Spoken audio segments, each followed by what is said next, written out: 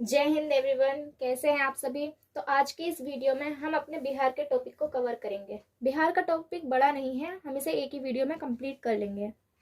जैसा कि आप जानते हैं, बिहार की राजधानी है पटना।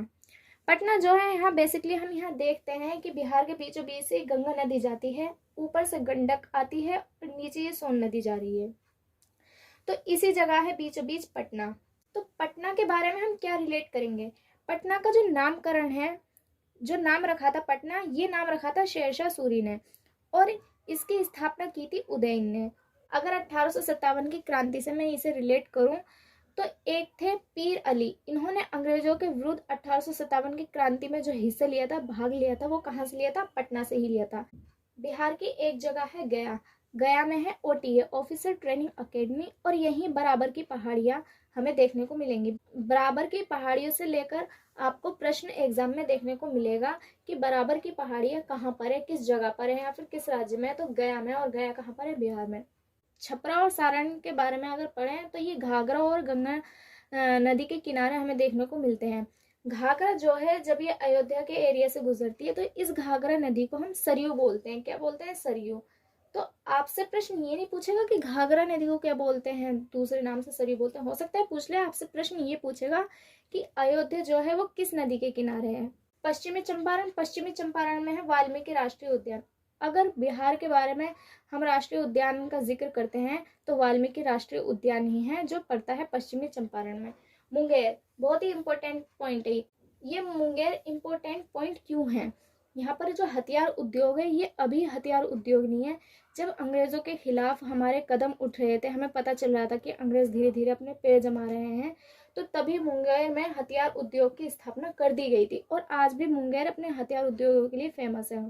सीतामढ़ी, ये क्या है? सीतामढ़ी सीता जी की जन्म स्थली है। बिहार का सबसे पूर्वी जिला है किशनगंज।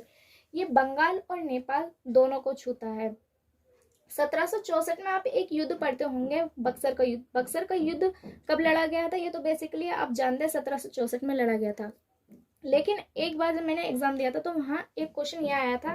क्वेश्चन क्या था कि जो 1764 में युद्ध लड़ा गया, बक्सर का युद्ध, उसमें से अंग्रेजों की ओर से नेतृत्व किसने किया था? तो किसने नेतृत्व किया था? हेक्टर मुनरो ने। नेक्स्ट, सिवान। सिवान का एक गांव है जिरदोई गांव। जिरदोई गांव डॉक्टर राजेंद्र प्रसाद जी का जन्म स्थान है। बिहार में एक बहुत ही फेमस जगह है राजगीर। राजगीर में क्या है? आप जो सांची स्तूप पढ़ते हो, सांची स्तूप के बारे में जब आप इतिहास में रिलेट करते हैं, तो इस टॉपिक को कवर करते वक्त हम राजगीर के बारे में पढ़ते हैं। सांची स्तूप यही है। भागलपुर में है विक्रमशिला यूनिवर्सिटी। इस यूनिवर्सिटी का निर्माण, या फिर कहें विक्रमशिला यूनिवर्सिटी किसने बनवाई थी, तो वो धर्मपाल शासक द्वारा बनवाई गई थी।